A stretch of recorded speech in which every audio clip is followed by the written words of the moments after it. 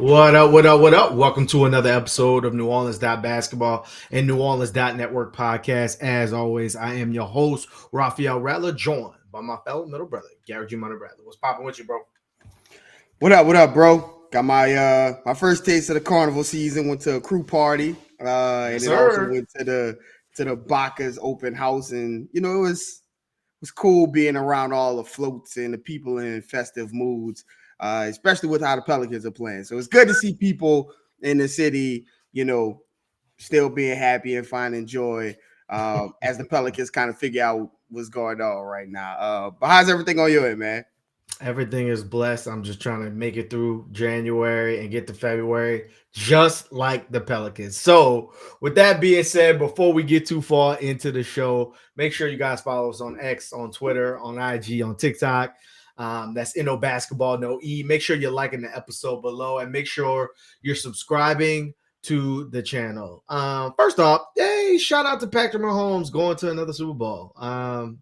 Let's be nice. Surprise, surprise. Oh, yeah, definitely must be nice from that end. But no, the Pelicans played a couple games this week. The first thing that comes to mind when you think about the Pels last three games is that gif of Floyd Mayweather just handing out the L's, because that's what the Pels got in the last three. They had gone all of 2024 without back-to-back losses, and now they have three in a row. And it's not so much that you lost, because, like, if you would have asked me going into the season, the Pels are playing a back-to-back going to Milwaukee, is that a win? I would have probably told you no. If you would have asked me going into the season, the Pels are then going from Milwaukee to the Celtics in Boston when they just got thumped by the Clippers, I probably would have told you that's a loss too. Now, the Thunder game was a little bit different. So let's start there. So shortly before the game, a couple hours, you find out that Zion is not going to play versus the Thunder. He had a bone bruise, obviously did not keep him out for too long. Seemed like more caution than anything. But in this game, the Pelicans came out with a different mentality, right? They were better defensively. They made things difficult. We talked about the keys to the show. Shea struggles versus length, and Herb and Dyson and all the length that the Pelicans present.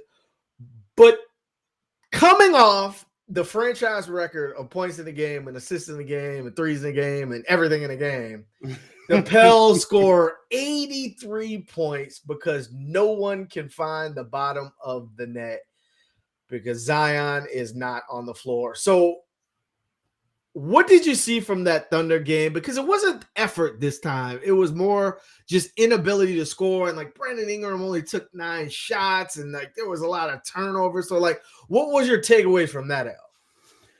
That was the alarming part. The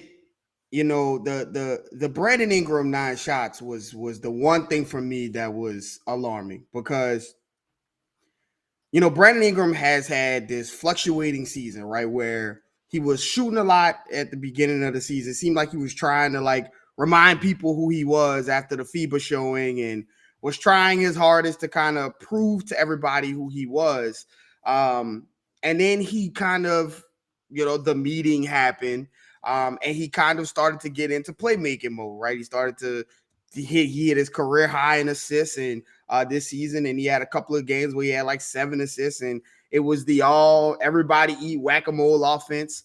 And then like the whack-a-mole offense started to kind of take a toll on his offense a little bit, and it culminated in this game where Zion isn't available, and you only find 9 shots in the game. Now listen, Lou Dort was playing great defense. Mm-hmm. They were trying to stop Brandon Ingram, right? Zion is not on the list on the court, so the next person, everybody moves up a spot on the scouting report, and so Brandon Ingram gets that number 1 treatment.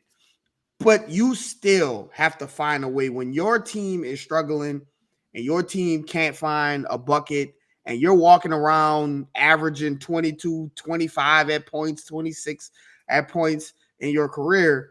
You have to take it upon yourself and grab this team by the horns and say, get behind me, right? Like we saw in Dallas, Kyrie Irving wasn't playing, and not Kyrie, Luka wasn't playing earlier this season. And Tim Hardaway Jr. was like, to hell with it. I got 40 for him for y'all too. And like Brandon Ingram is a better player than Tim Hardaway. So like him not being able to get those shots off and just seemed like he was okay with the game just kind of passing him by. Especially when the defense is playing the way it is, where the OKC didn't have the greatest offensive game. It's just you had a like incredibly bad offensive game. That's where you can, that's where you can come in, and you're supposed to be the next star up, the next go-to guy up. And so that for me, I mean, listen, when the offense is struggling like that, the Pels aren't going to win many games. We talked about it. We've heard it over a bunch of times where we hear, like, if you're scoring under 90 points, I mean, you might as well give the fans the refund back. You might as well. You're not going to win a lot of games that way, scoring under 90 points. And so it was weird to see Brandon Ingram not go out and be more assertive, especially knowing Zion is on the floor. We've heard rumblings, and obviously people who are fans of Brandon Ingram say, like, the Pelicans are relegating him to a secondary role or relegating him to a playmaking role. But this was the opportunity for him to come in and literally lead the team in shot attempts and field goals and whatever. And, he just didn't take that opportunity to do it. So the OKC game was a tough game, really tough game for the Pelicans to lose when you played defensively so well enough to win that game. Right. So I'm glad you bring up that point, because I think there's something to taking a player. We always talk about CJ in his natural state, right? CJ is what? He's a bucket getter. He's a scorer. Well, Brandon Ingram is too, right? And over the last couple seasons, you've seen his playmaking start to grow. I think with both Brandon Ingram and Zion Williamson, you've seen at points in the season where they're kind of thinking about, am I a playmaker tonight? Am I a playmaker right now? Or do I need to score for my team? Versus just playing their game and letting the game come to them and making decisions based off that. So my question to you, like, how does BI and Zion to a smaller effect, how do they learn to balance the playmaking versus the scoring? Because you need both, right? It can't just be all you do is get buckets, but it also can't be, well, I'm going to pass just because they're showing a little bit or they look like they're going to double. I'm going to make sure I pass it off to the next person. Well, my team needs me to be the engine. So how do you balance that? Is that something that just comes with time on task and maturity and being in that position? Or is it something that, you either have or you don't? It's funny because it's very similar to like what we're seeing with like some of the Willie Green things, right? When we talk about Willie Green, we say, a lot of time, which we'll get into about the game against the Celtics, it seems like you're coaching the rotation as opposed to coaching the game, right? The scenario. And it's very similar with Brandon Ingram and Zion. It seems as though sometimes they get into the mode where it's like, okay, I'm a playmaker tonight, as opposed to what does the team need right then and there. And I've maintained this entire season, Brandon Ingram and Zion need to be on go from the beginning. The playmaking comes from the gravity, right? Like the Pelicans don't just have a bunch of guys who can like create and shoot threes, right? That's not what they do. They don't have like the shot creators like Jason Tatum and Jaylen Brown and Derek White, who are just like create and can get 3-point shots off of those creations. A lot of the Pelicans, three-pointers, and we've talked about this, like it comes from catching and shooting. Like that's why their 3-point percentage is so high, but their attempts are so low because people aren't like comfortable shooting off the dribble threes. It's Herb catch and shoot threes. It's Brandon Ingram catch and shoot threes. It's Jordan Hawkins catch and shoot threes. Those are how the threes get. Trey Murphy, Larry Nance, like those are how those threes get generated. Well, the best way to generate the threes is to have your gravitational pulls, your stars, your battering rams get into the paint and and spray out to those corners. And so when you think about that philosophy, it doesn't work with Zion and Brandon Ingram coming out and saying, okay, I'm going to dribble and pass around the 3-point line. Because like that's what a playmaker does. No, they have to get downhill and look to score and play, be reactionary, right? Somebody comes over, make the simple pass. They don't come over, go to the rim and score every single time. It's not a set you come into the game thinking that I'm passing or that I'm scoring. You play the game, you play the situation, you play the defense. And so I think how they can get, to this point. And listen, we're what, almost 40 games in, 40 plus games in. Like it, if it's not, it may not happen this season because we're very deep into the season, and it seems as though they're still trying to figure out. And listen, they have not had a lot of time. Like, I know this season has felt long, and Brandon Ingram and Zion have played a majority of these games, and CJ has played majority of these games. And it seems like a cop out, but like, they have not played enough games. We just watched the Celtics with Jason Tatum and Jaylen Brown and Joe Mazzulla and Al Horford, guys who have played, deep into the game. And Joe Mazzulla came and coached them last season, but they made a deep playoff run. Like, this is a team that knows what it's supposed to do, knows who's supposed to be on the floor, knows where each person is supposed to go. And that's because they played a lot of games together. And so it may not be this season where they figure it out and it looks like the offense that needs to be there. The time has run between, like, when there's a lot of time left on Bri's contract and CJ's contract and Zion. Those years, happened and passed us by with people being hurt, people being injured. Now you're in a Brandon Ingram contract year, and the offense is now trying to figure out the best way of each other. So again, it's gonna take time. It's ugly seeing it happen in front of your face. Because, like, these are the losses that probably should have happened 2 years ago, or right when CJ got here, in the year that Zion, like, those were the losses, and you're supposed to be finding this out, with those guys through those years.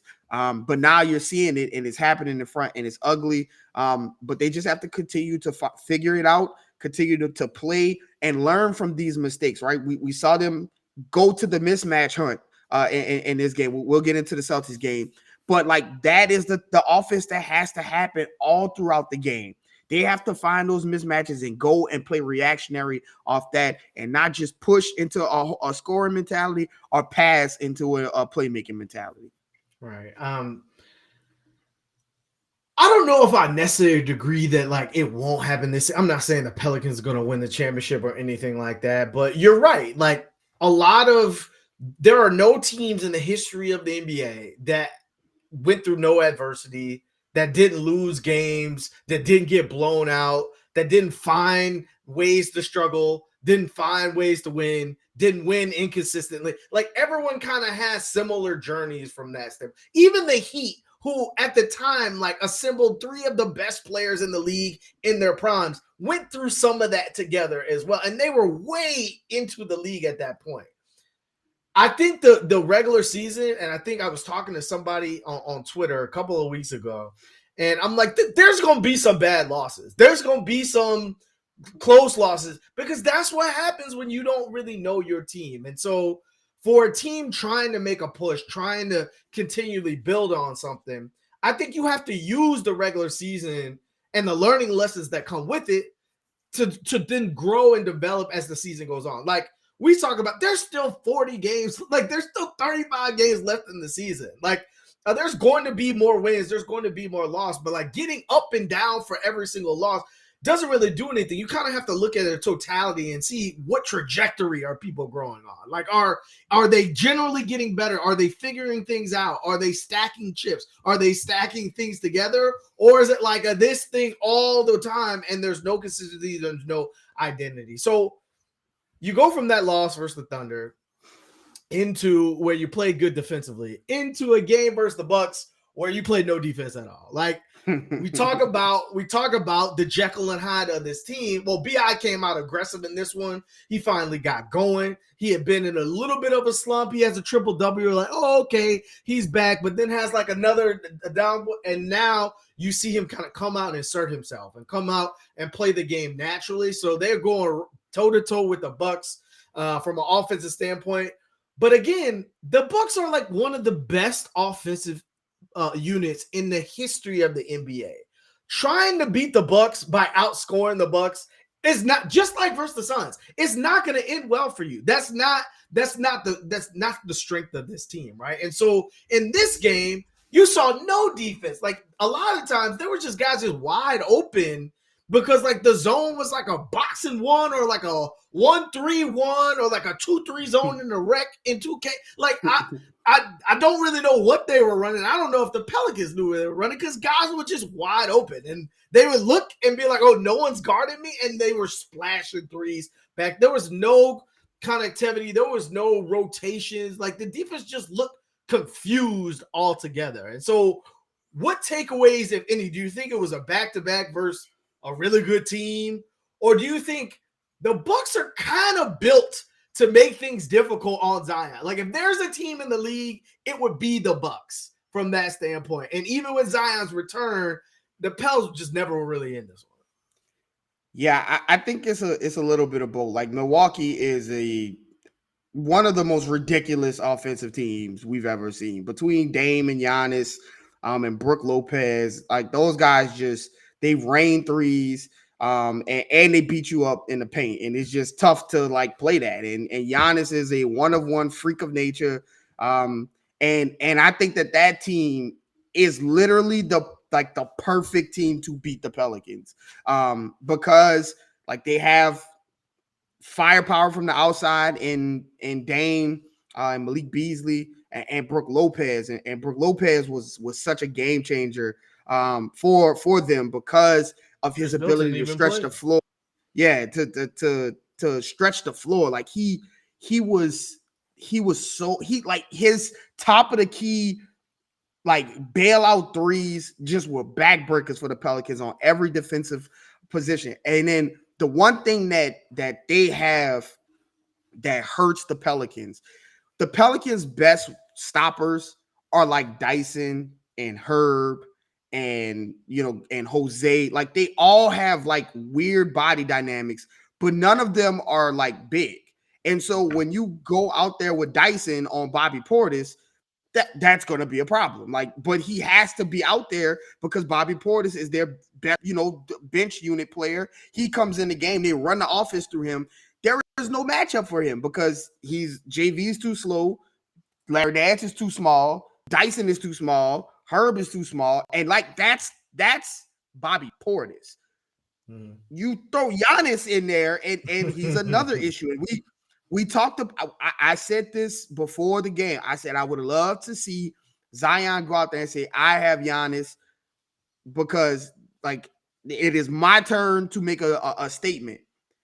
I didn't realize it was gonna have to be out of necessity because like Zion is the only person who has some semblance of speed, athleticism, and strength to guard Zion. But also Herb was in foul trouble, which everything it went haywire for the Pelicans. And so the Bucks are just like a really bad matchup for the Pelicans right now.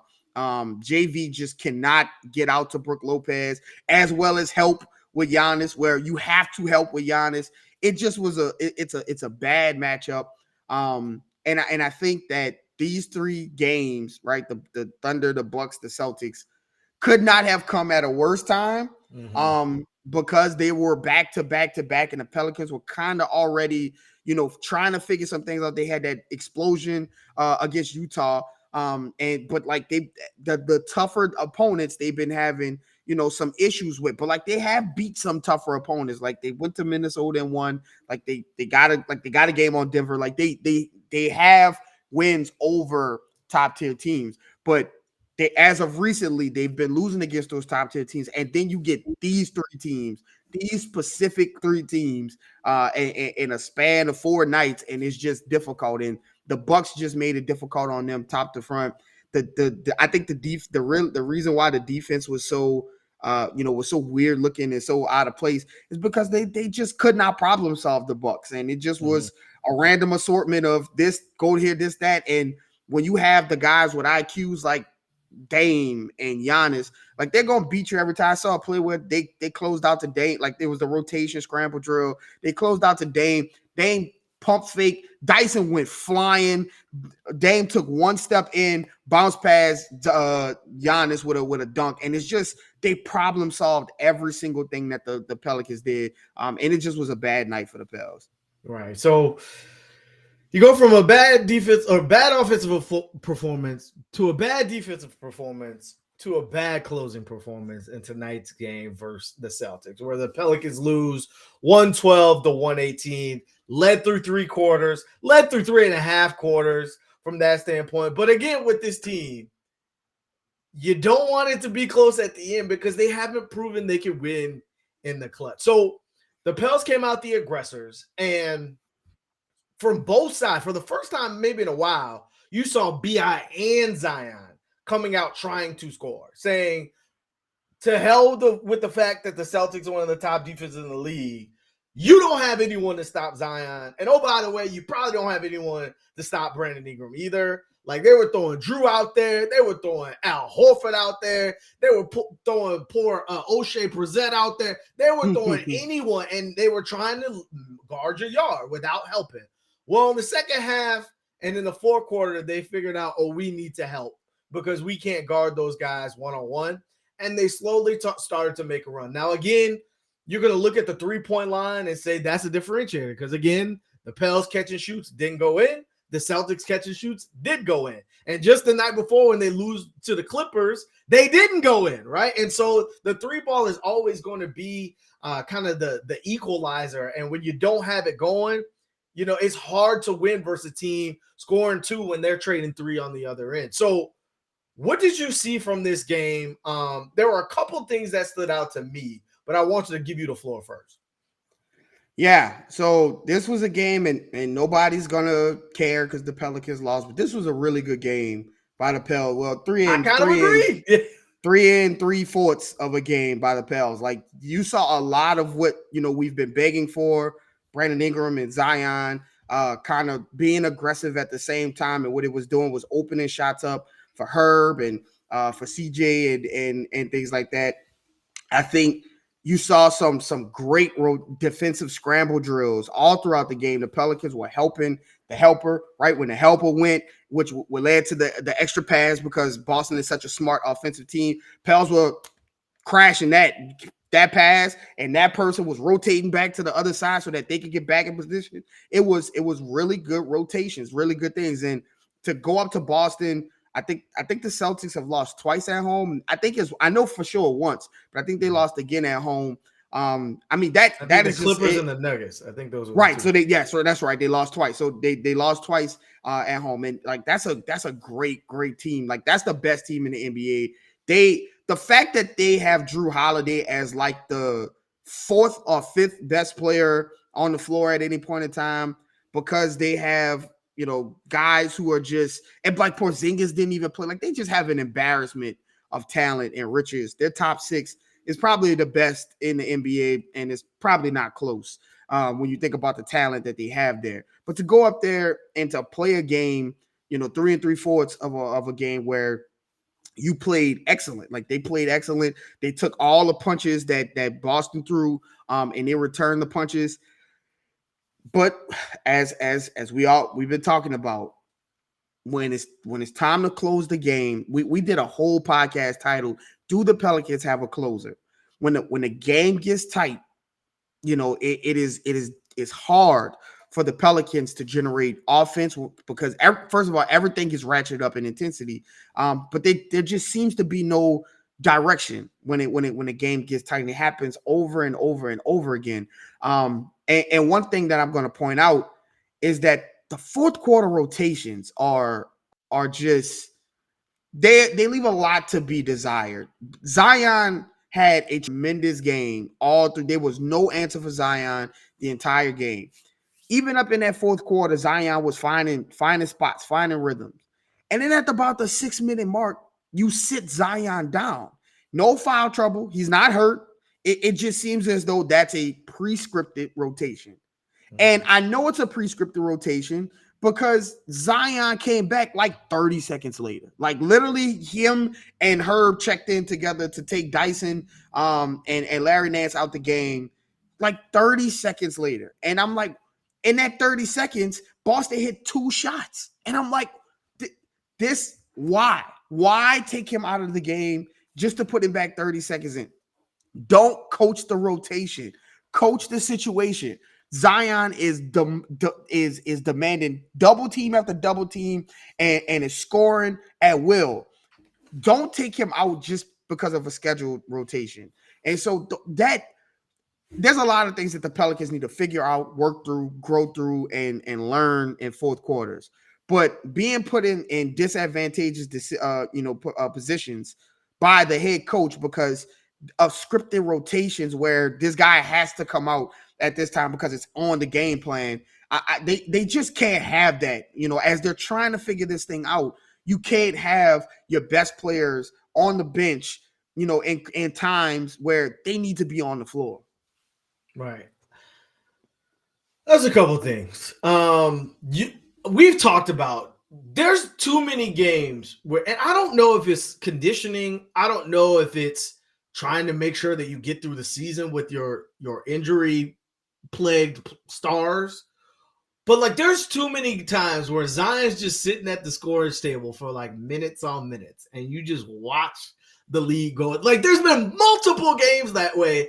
And at some point, like you gotta call a timeout. Like the game's not gonna stop naturally. Like you gotta call a timeout because you're just watching your lead kind of dissipate. And like people are gonna say, okay, well, Brandon Ingram, at the end before Zion came back in, they didn't really run these sets, couldn't really get anything going. No one went inside the 3-point line. And then Zion comes in the late part of the game, has a couple of late turnovers at the end. First of all, Zion had a couple turnovers again. Jason Tatum had 7 turnovers. Were they taking him out the game? I don't think so. It's going to happen again. This is not an excuse. I think this is something you have to grow through. And what do we always say? The only way to learn how to play basketball, especially clutch basketball, is to play basketball. It's not always going to look pretty. You're not always going to get the win, but your stars have to play. The other thing, have you noticed, like Luka and Embiid and all these players keep having like 70 and 60-point games, 50-point games. But then you look at their minutes and they're like 40, 41, 42. Like they play the majority of the game because to your point, there are times in the game where that guy's got to go in, leave him in. That guy is in foul trouble. We need to take him out, but get him right back in. Where it feels like the Pelicans always have to be at like the 30-minute mark, and there's no times where the game calls for this, play that. Like there's just not a lot of that within the game. And so what is the answer to not having to get to clutch minutes? Is not letting your 17-point lead dissipate. Well, the way you do that is by playing the game and reading the game and giving the ball to the hot hand and not sitting them down right after they make 2 buckets in a row. Like those are the things that I just think, there is some growth to be done with this team. And again, there's no perfect formula, but there were some things that I do want to highlight. Like this is the first game, I think, in Brandon Ingram and Zion Williams' tenure together, this 4 years this has been, where they hunted matchups from start to finish. Like there were times where they were calling for the screen. Zion was calling for the Zion was hunting. He was hunting Drew Holiday. He was hunting Drew. He was hunting Horford. Brandon Ingram was doing the same thing. They were doing the same thing that the Celtics do to everybody else, finding the mismatch. Now the thing for the Celtics did it to the Pelicans at the end of the game, right? They hunted CJ from start to finish. CJ didn't have it going offensively, and from the beginning of the game, they said CJ is the one that can't guard any of our 6-7 players. There's nothing that he can do. So every time CJ was in the action, and you want to see the Pelicans develop more of that because they have that type of wing power too. And so this was a game that go ahead. The Pelicans let Dame Lillard stay on the court the entire game. Just never went and addressed him. Right. This is a game where that's what you take from this game. Hey, we can hunt one of the best defensive teams in the NBA. You should be able to hunt other teams the same way that you did tonight. That's something you take away. Even with JV. Like JV forced the sub. Like they had JV out there. Again, something you noticed from the last couple games where Larry Nance started the third quarter and the lead just dissipated. That shit didn't happen this game. JV started the third quarter and they didn't have an answer. They didn't have a big guy. Kristaps didn't play. Al Horford's not a defensive big man like that. And so they had to find something for JV. There was no answer. And they had to make a substitution. That's hunting your mismatch. That's how you use a Jonas Valanciunas. That's how you use the fact that you have an advantage. And again, that's something you want them to take with them. The other thing is they're learning how to draw fouls. Zion and BI, again, they're not complainers. Like Zion will yell after the play, not getting a call, rightfully so. He gets smacked on the side of the head like WWE matches every single game. But like they're learning how to do it within the play and making sure they're yelling and selling and doing or showing the ball or whatever. That's an art in the NBA. People don't like flopping. People don't like that, hey, and there's fines for that and all that. People don't like the James Harden, but like that's what the NBA is. And so either you sit there and you just complain that, oh, we don't complain, so we're not going to get to the free throw line, or you do something about it and you adapt to the game. And so you're starting to see that click with Brandon Ingram and Zion as well. Again, something that they need to grow on moving forward. The last thing I took away from this game from a positive standpoint is that, listen, we talk about people playing on islands, and for some reason, when Dyson was on the island versus Jason Tatum and Jaylen Brown, he was locking them up, and so was her. The person who won this game was Derek White for the Celtics. It wasn't necessary. Tatum scored a bunch of points at the end, but like he was struggling with Dyson and Jaylen Brown. Same thing. You could see a little frustration with Jaylen Brown just start putting the shoulder down because Dyson was making it a hard time. They have the defenders at times to make it difficult on the wings that you do not have. Very similar to how the Celtics played versus the Clippers last game when they got blown out. The Clippers have the defenders to stay in front of the other wings that the Celtics have as well. So again, it's a thing where the Pelicans have a lot of what you need to be successful, but it's how it's deployed that really matters. So they lose these 3 games in a row, and we came into January and we said, man, look at that murderer's row. You're going to find something out about this team, whether you like it one way or not. Well, they lost 3 in a row in 3 different ways, and everyone's down, and the vibes are down. I'm sure the team is upset. What's your level of concern, right? Like, obviously, you can beat the bad teams, but you struggle versus the top teams as of lately. Are you really concerned, or is it something where this is part of the season and this is part of a growing young team? So this was a hotly contested thing on Twitter, on Pel's Twitter, which is always a nice, fun, shiny, happy place. It was a discussion about, what is the viewpoint of the season, right? The Pelicans are losing against the better teams, and not really being competitive in a lot of the games that they lose, those big games. For me personally, the season is long, right? I felt this way after the embarrassment in Las Vegas. You couldn't tell Twitter that the Pelicans had another game if the season didn't end. Yeah, the season ended. There was literally no other games to be played. It was a wrap. And then the Pelicans went on a fairly decent streak of winning. And it seemed like that Vegas game was just tossed out the window. And then the Pelicans got into this slump, and you would think that all of those games that they won, they lost. And that's just the nature of a team that has underperformed through injuries, through coaching, through whatever, over the years. Now, the Pelicans right now are in a dogfight for 4 through the play-in tournament and out of the playoffs. As they lost a couple of games, the Clippers are streaking. The Suns are streaking, and so they're kind of losing at the wrong time. February should be a much better month for the Pelicans. I think they have the hardest schedule in the NBA from up until now, and then moving forward, they're in like the bottom 5 of strength of schedule, and so the Pels have an opportunity to do some things now. Is it alarming where against these better teams they're finding different ways to lose, right? Like, again, if it was just they not playing defense against these better teams, but like we said, there was an offensive ineptitude, there was defensive ineptitude, there was closing ineptitude. I think the Pels need to hurry and find something that is, like we talk about, non-negotiable for them. They need to find, and it's defense. We talk about that, but it needs to be something that they address and that they kind of take on. Because if offense be damned, the defense is going to keep you in games. You have the defenders. You have the ability to play defense against some of the best teams in the NBA. That has to be a non-negotiable. And so sometimes when it's not, I mean, that is alarming, because if you're not playing defense, then what the hell is this team doing? Like, what is this team doing? Because obviously the offense is going to be sporadic, playmaker tonight or shooting tonight, or the Pels case seem to every so often they get everything going together and they score 154 points in a game.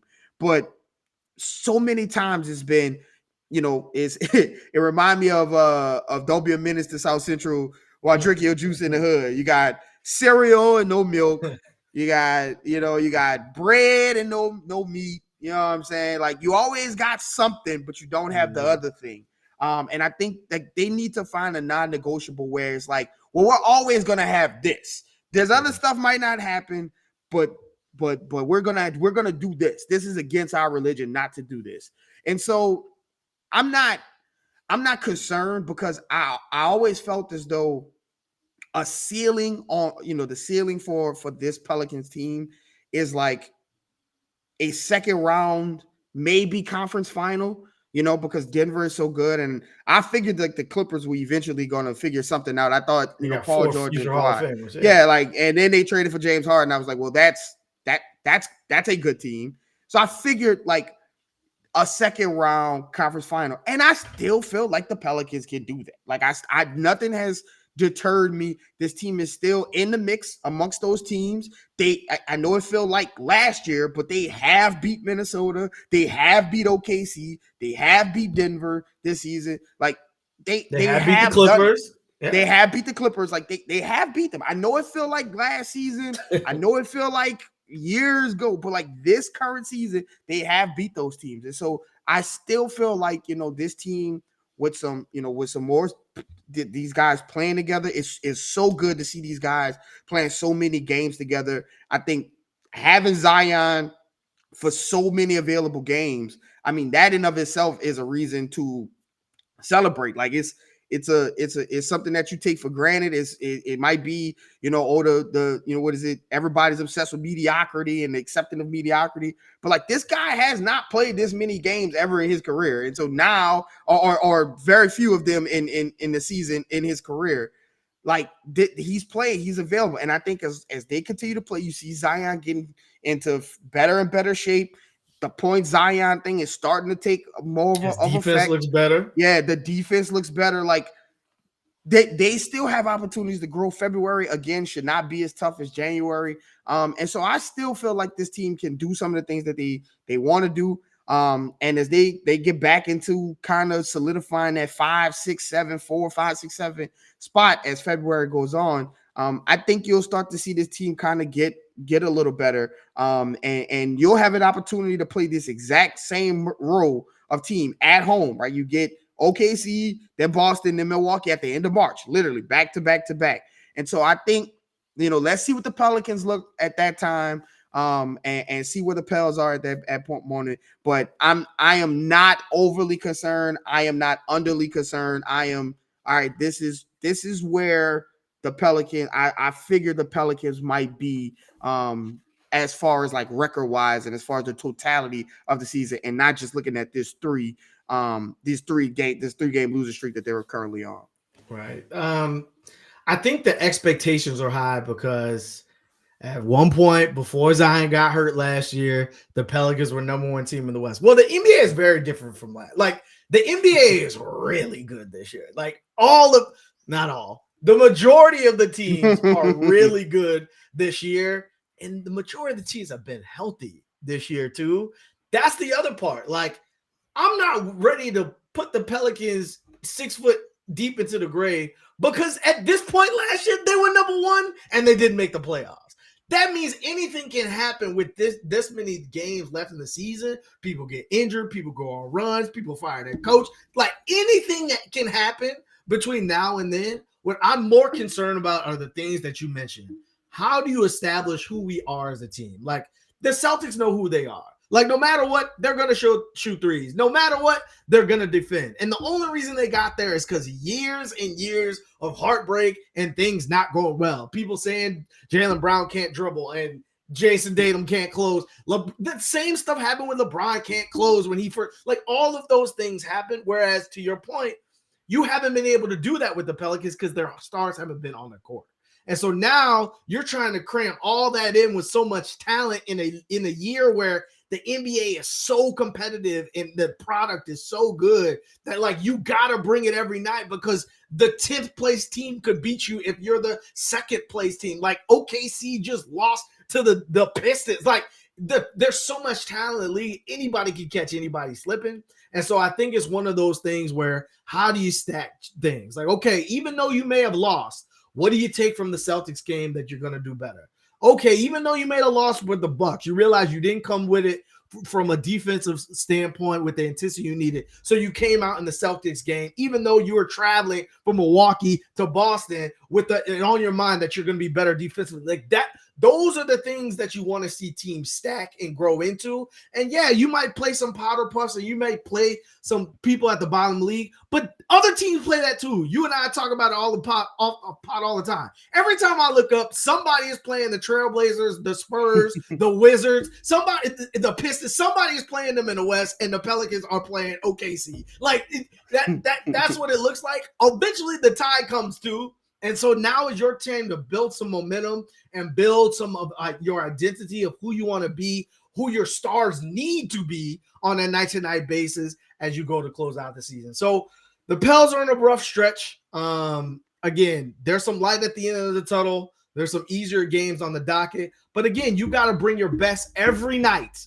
And it's got to look like that every night to give yourself a chance to win and not assume you're going to win. So what you got left for the people as the Pels round into February games? As always, you never know what people are going through, so give someone a smile a day. It's tough going right now, but February is over the horizon.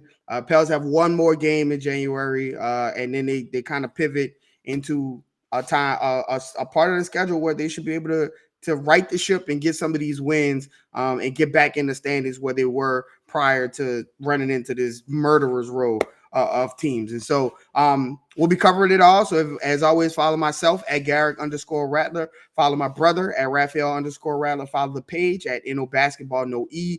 That's on Twitter, Instagram, X, wherever you get your social medias. And most importantly, subscribe to NewOrleans.basketball, and we'll see you guys next time.